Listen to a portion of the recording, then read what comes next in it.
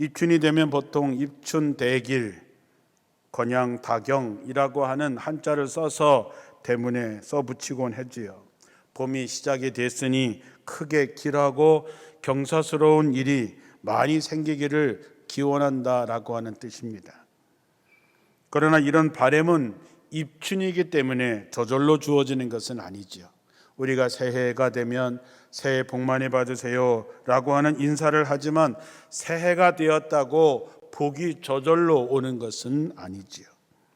새로운 마음으로, 새로운 각오로 묵은 것을 털어내고 굳어진 땅을 갈아엎고 추수할 때를 위해서 심는 준비가 있어야 이러한 소원들이 이루어지는 것이죠.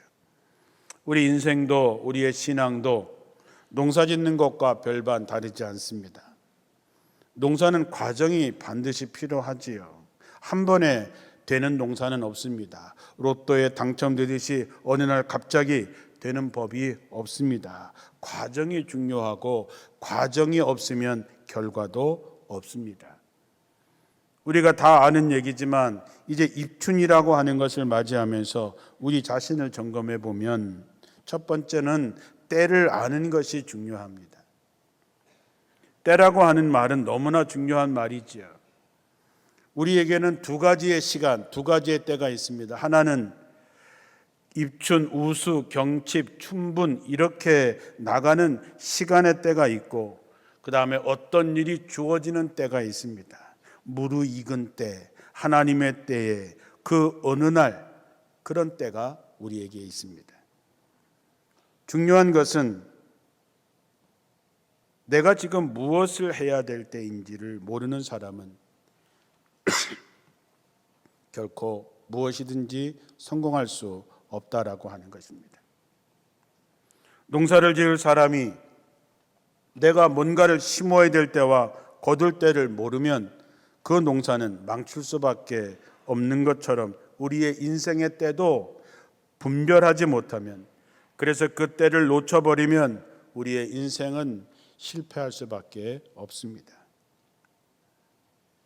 농부가 때를 따라서 준비해서 심고 노력해야 추수할 때 만족할 만한 열매를 거둘 수가 있는 것처럼, 만약에 뭐를 심어야 될 때, 뭔가를 심어야 될 때를 며칠만 놓쳐도 소출에 큰 타격을 받을 수밖에 없는 것입니다. 인생도 마찬가지입니다. 우리도 결코 건너뛸 수 없습니다. 생략할 수 없습니다. 더욱이 심지 않은 데서 더더욱 거둘 수는 없습니다. 전도서 3장 1절에 보면 모든 일에는 다 때가 있고 세상에서 일어나는 일마다 알맞은 때가 있다 했습니다. 입춘의 때는 다시 세울 때입니다. 입춘의 입은 들을 입이 아니라 설 입자입니다. 봄으로 단순히 들어가는 것이 아니라 이제 봄이 되어서 다시 모든 것을 다시 세운다라고 하는 뜻이 있구나, 저는 그렇게 해석합니다. 이 때를 놓치면 무너짐이 심할 수밖에 없는 것이죠. 여러분, 기회는 올 때 잡아야지 지나간 다음에는 잡을 수가 없습니다. 그래서 때를 아는 것이 중요합니다. 지금 여러분의 때는 무엇을 준비할 때인지, 어떤 때인지를 잘 분별하셔서 기회를 놓치지 않는 여러분들이 되시기를 주님의 이름으로 축원합니다. 두 번째는 농사를 지으려면 겨우내 묵은 밭을 갈아엎는 것입니다. 오늘 12절 이하의 말씀에 이제 밤이 거의 지나고 낮이 가까웠으니 이제 악한 생활을 버리고 믿음으로 빛된 생활을 하십시오. 낮에 빛 가운데 사는 사람들처럼 단정하게 행동하시고 흥청망청 먹고 마시며 술 취하지 말고 음란과 방탕과 싸움과 시기하는 일을 버리십시오. 주 예수 그리스도의 옷을 입고 정욕을 위해서 육신의 일을 추구하지 마십시오. 내가 세상에서 어떻게 되기를 바라는 것하고 그렇게 되는 것은 다른 문제입니다.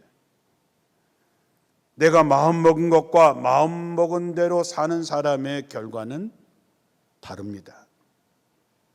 우리가 무엇을 하든지 준비해야 됩니다. 우리가 십계명을 두 번째 받을 때 하나님과 모세와의 이야기가 있습니다. 출애굽기 34장 1절에 보면 하나님께서 모세에게 이렇게 말씀하십니다. 모세야, 너는 돌판 두 개를 처음 것처럼 깎아라.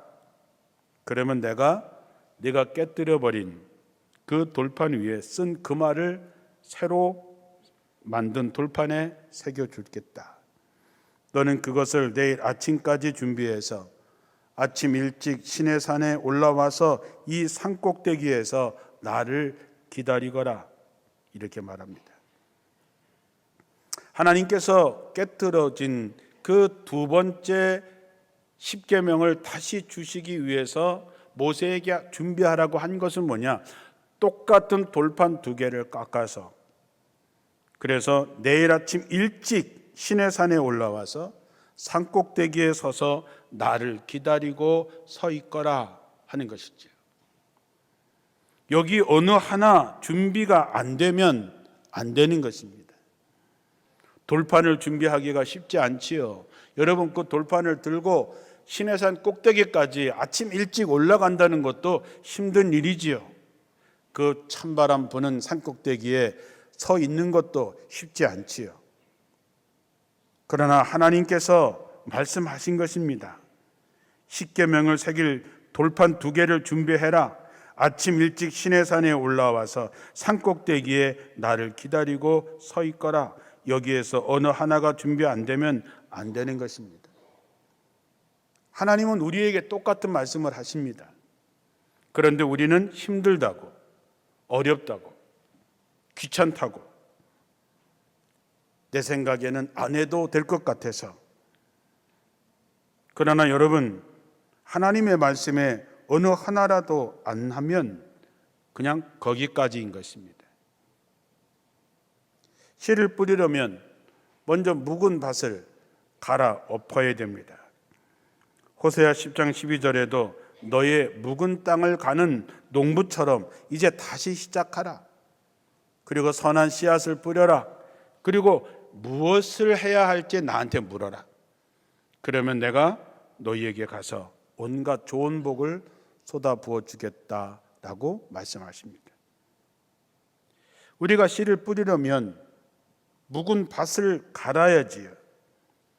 게으름에 묵은 것, 나태함, 분주함, 편안함, 이런 것에 안주해 있는 우리의 마음의 밭을 갈아 엎어야 된다는 것이죠. 하나님은 이미 준비되셨습니다. 그래서 하나님이 말씀하시는 것입니다. 이제 뭘 하든지 간에 나한테 물어라. 그러면 내가 너희에게 가서 온갖 좋은 복을 쏟아 부어주겠다. 갈아엎는 것으로 끝나는 것이 아니라 좋은 밭을 만들어야 됩니다. 우리가 씨 뿌리는 자의 비유의 이야기를 잘 압니다.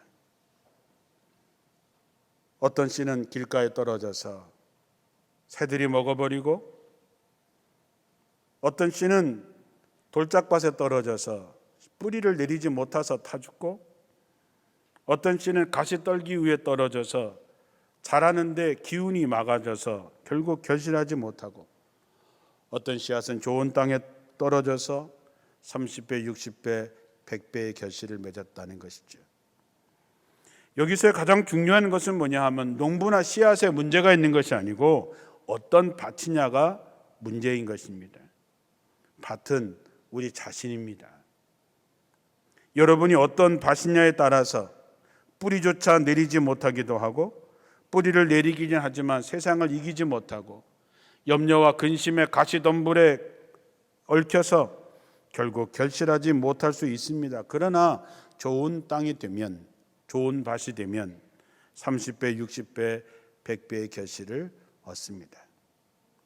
그렇다면 우리가 내 마음의 밭, 심령의 밭을 갈아엎는 것도 좀 깊이 갈아엎어야 되고, 그것으로 끝나는 것이 아니라 큰 돌, 작은 돌 할 것 없이 골라내고 가시덤불도 걷어내야 됩니다. 쉽지 않지만 그래야 우리는 풍성한 열매를 맺을 수 있는 것이죠.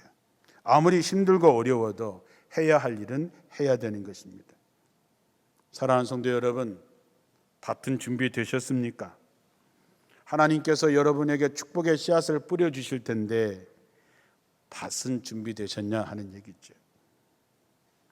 하나님께서 내게 물어보라고 하셨는데 묻고는 계신지, 하나님께서 너희에게 가서 온갖 좋은 복을 쏟아 부어 주겠다고 하셨는데 받으실 준비는 되어 있으신지, 하나님의 말씀에 귀를 기울이고 그것을 위해서 마음의 밭을 가는 것입니다. 성령을 구하시고 성령의 도우심으로 하나님의 음성을, 하나님의 씨앗을 보고 듣게 되기를 주님의 이름으로 축원합니다. 철저하게 준비하셔야 됩니다. 농부에게 게으름과 나태함인 가난과 고난으로 가게 하는 지름길인 것이죠. 세 번째는 심는 것입니다. 이제 내가 밭을 갈고 돌을 골라내고 30배, 60배, 100배의 결실을 얻기 위해서 씨를 뿌리고 심어 지키고 갖고 와야 됩니다. 저는 여러분이 올해 참 씩씩하고 용감했으면 좋겠습니다. 좀 더 강해지고 든든히 서기를 주님의 이름으로 축원합니다. 누구 덕에 살아가는 사람이 아니라 이제는 내가 농사를 져서 그 열매로 많은 사람을 살릴 수 있는 진짜 예수쟁이가 되기를 주님의 이름으로 축원합니다. 우리가 세상에 살면서 하는 모든 일은 하나님 앞에 심는 일입니다. 어떤 사람은 선을 심기도 하고 어떤 사람은 악을 심기도 합니다. 선을 심은 사람은 아름다운 열매를 거두어서 기쁨을 누리기도 하지만 죄와 악을 심은 사람은 그것 때문에 고통을 당하기도 합니다. 우리가 언젠가 때가 되어서 하나님 앞에 서게 되면 우리가 심은 것으로 인해서 칭찬을 받기도 하고 책망을 받기도 할 것입니다. 도대체 내가 무엇을 심고 있는지, 그것이 어떻게 자라고 있는지 근신하여 깨어서 살펴야 됩니다. 심는다고 하는 것은 어려운 얘기가 아니라 순종하는 것이 심는 것입니다. 누가복음 5장에 보면 예수님께서 베드로에게 이렇게 말씀하십니다. 깊은 곳에 가서 그물을 내려 고기를 잡으라. 베드로가 이렇게 말하죠. 선생님, 우리가 밤이 새도록 수고하였지만 잡은 것이 없습니다. 그러나 말씀에 의지해서 내가 그물을 내리겠습니다. 그렇게 하니 고기 잡은 것이 힘이 많아서 그물이 찢어졌다 그랬습니다. 베드로는 아주 피곤한 상태였습니다. 왜냐하면 밤새도록 그물질을 했는데 한 마리의 고기를 잡지 못하고 이제 그물을 정리하고 집으로 가려고 하는데 다시 깊은 곳에 가서 그물을 내리라고 하는 예수님의 말씀에 자기 생각하고는 다르지만 베드로의 위대한 점은 말씀에 의지해서, 말씀에 순종해서 그물을 내린 것입니다. 하나님이 하라고 하신 대로 하는 것이 심는 것입니다. 이 말씀에 토를 다는 것은 불신앙이지요. 어느 하나 빠지지 않게 주님의 음성을 듣고 그대로 순종하면 거기엔 하나님의 책임지시는 결과물이 오는 것입니다. 하나님이 가라고 하면 가고 서라고 하면 서고 던지라 하면 던지면 됩니다. 그것이 심는 것입니다. 그 결과는 하나님이 책임지십니다. 왜? 하나님께서 말씀하셨기 때문입니다. 너는 내게 물어라. 그러면 내가 너에게로 가서 온갖 좋은 복을 너희에게 쏟아부어 주겠다 말씀하셨습니다. 그래서 우리는 하나님의 말씀에 순종하는 것이지요. 우리가 어떤 일을 만나서 좋은 일에 기뻐하기도 하지만 정말로 받아들일 수 없는 고통, 받아들일 수 없는 어려움 때문에 괴로워하고 슬퍼할 때도 있습니다. 하나님은 우리가 어떤 일을 만났느냐, 그것보다도 그 일에 우리가 어떻게 반응하는가를 보기를 원하십니다. 어떻게 내게 이런 일이 일어날 수 있을까? 이것이 아니라 왜 이런 일이 내게 일어났을까를 생각해야 됩니다. 그리고 신실하신 하나님에 대한 믿음의 고백을 가지고 견디고 버티고 나가야 됩니다. 그럴 때 하나님께서 그 일을 통하여 합력하여 선을 이루실 것입니다. 어느 분이 사업을 하다가 실패를 했습니다. 아주 쫄딱 망했습니다. 빚더미에 쌓여서 빚쟁이들을 피해서 다닐 수밖에 없고 정말 죽을 정도로 힘들 때 목사님을 찾아갔습니다. 목사님, 어떻게 하면 좋을까요? 목사님께서 그분에게 화가 날 때마다, 죽고 싶을 때마다, 괴로울 때마다 시편 23편을 외우세요. 그렇게 말했습니다. 그분은 나올 때 화가 머리끝까지 났습니다. 뭔가 목사님이 뭔가를 좀 이렇게 주기를 바랬는데 시편 23편을 암송하라는 말만 딱 하나 하니까 화가 많이 났지요. 시편 23편을 암송할 때마다 화가 치밀어 올랐습니다. 나는 부족함이 없다고 하는데 나는 부족한 것뿐이고 죽을 것 같은데 그런데도 순종하는 마음으로 화가 나면 날 때마다 시편 23편을 암송해서 어떤 날은 하루에 100번도 더 외울 때가 있었다고 합니다. 오늘 그 시편 23편을 시온 찬양대가 찬양도 했지만 제가 오늘은 현대어 번역으로 읽어드리겠습니다. 눈을 가만히 감으시고 이 시편을 한번 음미해 보시기 바랍니다.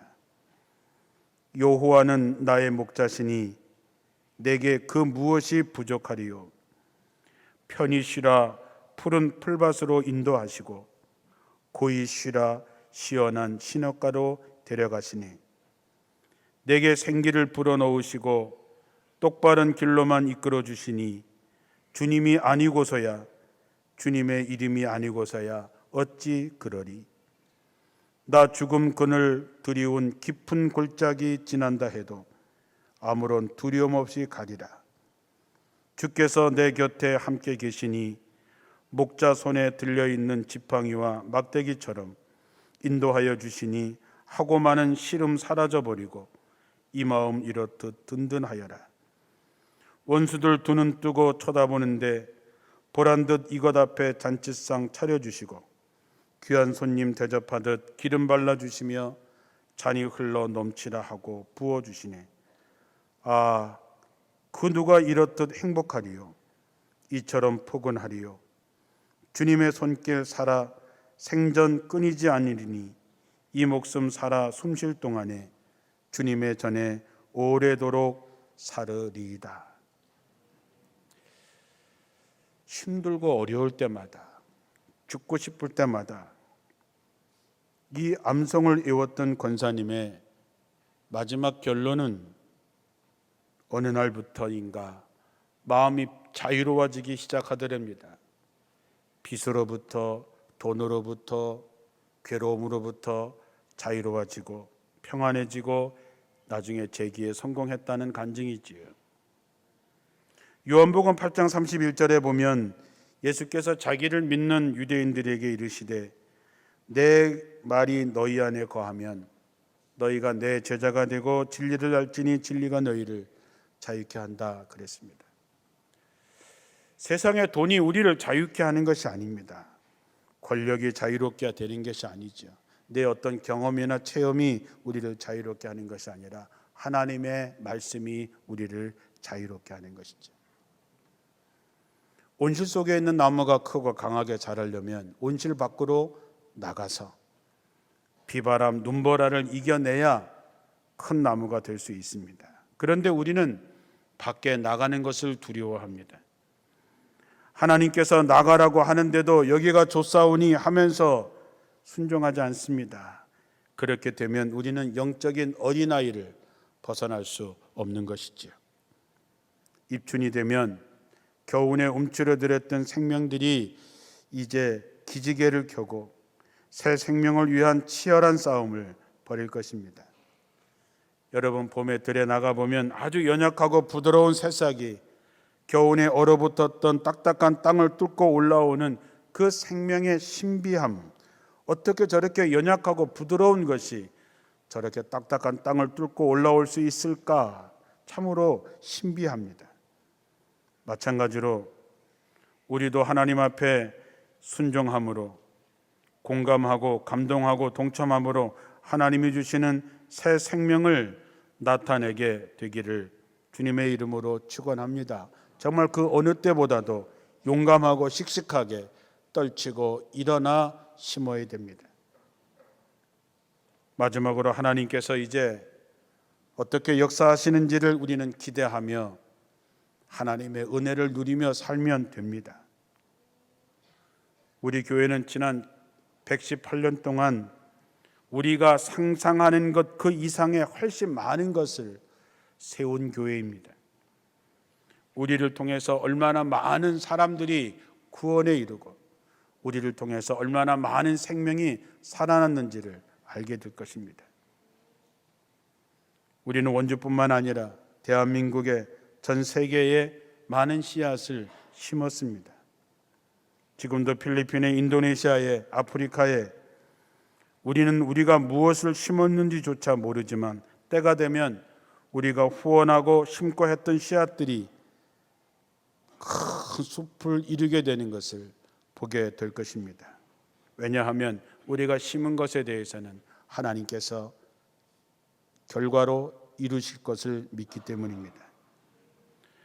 나무를 심는 사람이라고 하는 글 하나를 소개하고 오늘 말씀을 마치려고 합니다. 마음에 담아두셨으면 합니다. 한 여행자가 아주 황폐한 지역을 방문하게 되었습니다. 아무리 둘러봐도 제대로 된 나무 하나 없고 물도 없는 절망적인 땅이었습니다. 황량한 땅에 딱 한 사람 양치는 목동이 하나 양 30마리를 데리고 그곳에서 조그맣게 집을 짓고 살았습니다. 그 사람이 보니까 양치기는 뭔가를 열심히 심고 있었습니다. 그래서 가서 무엇을 심고 있느냐고 봤더니 도토리를 심고 있었습니다. 그는 작은 집을 짓고 그곳에서 양을 돌보면서 하루에 100개씩의 도토리를 심고 있었습니다. 그리고 이런 작업은 3년 전부터 시작되었다라고 말했습니다. 그로부터 몇 년이 지나고 나서 1차 세계대전이 발발하고 난 다음에 이 나그네가 군인이 되어서 우연히 그 황폐했던 그 땅을 다시 지나가게 되었는데 놀랍게도 그곳은 아름다운 숲으로 변해 있었습니다. 그곳에는 그 양치기가 심었던 그 도토리에서 갈참나무들이 우거지고 그가 심은 자작나무, 밤나무를 통해서 아름다운 숲으로 변해 있었던 것이죠. 그곳이 지금 남프랑스에서 가장 아름답고 살기 좋은 프로방스라고 하는 지역이 된 것입니다. 그 목자의 이름은 엘레자르 부피에라고 그랬습니다. 그 이야기를 읽으면서 우리는 참 희망을 심는 사람들입니다. 복음은 황폐한 마음의 밭에 희망의 숲을 만듭니다. 지금 세상이 어떻습니까? 인심이 무너지고 상식이 실종되어가는 이 황량한 땅에 예수 그리스도만이 우리의 희망임을 알고 우린 묵묵히 복음의 씨앗을 심고 묵묵히 그리스도를 본받아 살아갈 것입니다. 이 땅에 그리스도의 평화를 이루기 위해서 농부의 사람으로 기지개를 펴고 일어나 다시 준비하고 심고 가꾸어서 우리의 발길이 닿는 곳에, 우리의 손길이 닿는 곳에 더불어 사는 하나님의 평화의 숲이 이루어지기를 주님의 이름으로 축원합니다.